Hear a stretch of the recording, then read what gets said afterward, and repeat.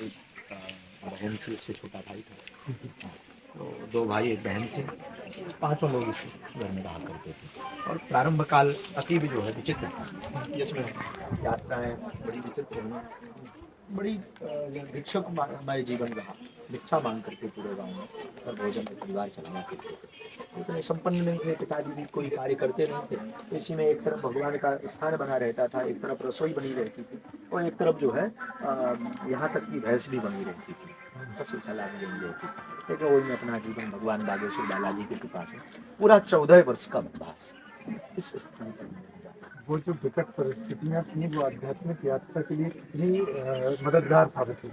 उन्हीं विकट परिस्थितियों में ही हमारी अध्यात्म यात्रा प्रारंभ हुई। भगवत कृपा इन्हीं विकट परिस्थितियों से ही प्रारंभ हुई। और हमारी दृष्टि तो ये कहती है कि जो कहावत आदिकाल से चली आ रही है कि भगवान जो भी करते हैं अच्छे करते हैं, अच्छा करते हैं, अच्छे के लिए करते हैं, तो ये बागेश्वर बालाजी की ही महिमा है। इन स्थितियों में नहीं रहे होते तो उनसे लगन नहीं, इन परिस्थितियों में रहे, यहाँ चलते रहे, यहाँ पर खेले हैं। यहाँ पर जो संकीर्णता, उस संकीर्णता में व्यापकता की जो ललक थी, उस व्यापकता को पाने के लिए बागेश्वर बालाजी के चरणों में सिमरन, बागेश्वर बालाजी के चरणों का ध्यान, और जो है मन में भाव था कि इसके ऊपर एक छत डल जाए, ये भाव रहा। और वो अभी भी अधूरा है, अभी भी। शुरुआत जब ली तब यहाँ कथा करना, कथा सेंटर में जाकर कथाएं करना, जी, भिक्षा मांगना, वो सुना है मुझे, वो कैसे। ये बड़ी विचित्र स्थिति थी। पिताजी कुछ कार्य करते, भोजन की व्यवस्था के लिए, जीविका चलाने के लिए हम बड़े थे, बहन और भाई, तो हमारे बड़ापन था। बड़े होने के कारण पूरी जिम्मेदारियां खुद के ऊपर भी। माता जी हमारी सहज भाव की, पिताजी को कोई लेना देना नहीं रहता था। बस यहीं से हर पूर्णमासी अमावस्या एक थैला उठाते थे, और बचपन से ही तिलक लगाने का स्वभाव था। बाबा जी के चरणों में रहे, धोती पहनने का, धोती पहनते थे, अपनी बढ़िया कुर्ता पहनते थे। उस वक्त हमें स्मरण में है, आज भी एक कुर्ता हम रखे हैं। एक एक कुर्ता को मैं 1 महीना पहना। रोज रात को हम उसको साफ करके, यहाँ पर एक चीप डली रहती थी, यहाँ एक चीप बनी रहती थी, वो चीप में जो है कुर्ता को साफ कर लिया, एक यहाँ से वहाँ तक तार था, उस तार पर सूखने के लिए डाल देते थे। वहाँ से सारा सूख को उस सुबह से उसी को पहन करके अध्ययन करने जाते थे, और उसी को पहन करके अमावस्या पूर्णमासी गाँव में घर घर जाकर के भिक्षा मांगते। वो जीवन जो सिखा करके गया वो कदापि न भूल सकता, लेकिन उस जीवन ने मानवता का, वास्तविकता का खूब बोध।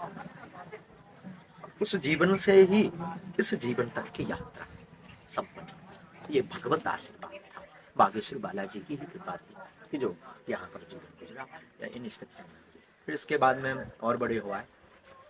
9 वर्ष की अवस्था से ही, हम 8 वर्ष की अवस्था से ही रामायण पाठ, सत्यनारायण की कथा करेंगे, और सत्यनारायण की कथा गांव वाले लेवा जाते थे। जटाशंकर जो है यहाँ से 150 किलोमीटर दूर, वहाँ कथा वाचन का प्रचलन है।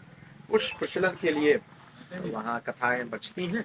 पुरोहित कर्मकांडी ब्राह्मण थे, कुछ पैसा मिल जाता। कुछ दक्षिणी मिल जाती थी। जाते अमावस्या को चले गए, वहाँ से 200-300 उस 200-300 रुपए में 200 रुपए का आटा, भोजन, नाश्ता, जो भी सामग्री करके ला करके माताजी को दे देते थे, 20-25 रुपए।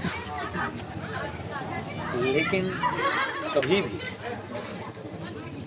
उन जीवन में ऐसा बोध नहीं हुआ भगवान ने उस वक्त हमारे लिए 5 रुपए सत्यनारायण की, 5 रुपए सत्यनारायण की, 11 रुपए, 5-10 रुपए सत्यनारायण। मैं स्मरण में है, 1 रुपए का पार्ले जी आया करता था छोटा में। 1 रुपए का पार्ले जी ले लो, 5 रुपया की शक्कर ले ले, 5 की पत्ती ले ले, कुछ। लेकिन यहाँ का स्मरण हमारी जीवन में यही ना, यहाँ का स्मरण भूल सकते ना। वो यहाँ का ब्रह्मा खूब खेले बड़े, खूब बड़े भरे, यहाँ खेले, स्मरण करके बैठना, स्मृति में ध्यान लगाना, सायंकाल रोज कीर्तन करना। यहाँ तो है एक लकड़ी का बाड़ा, लकड़ी के बाड़े में बैठते और रोज कीर्तन करना, हरि स्मरण, भगवत स्मरण। पूज्य दादाजी तो दादाजी का यहाँ से कीर्तन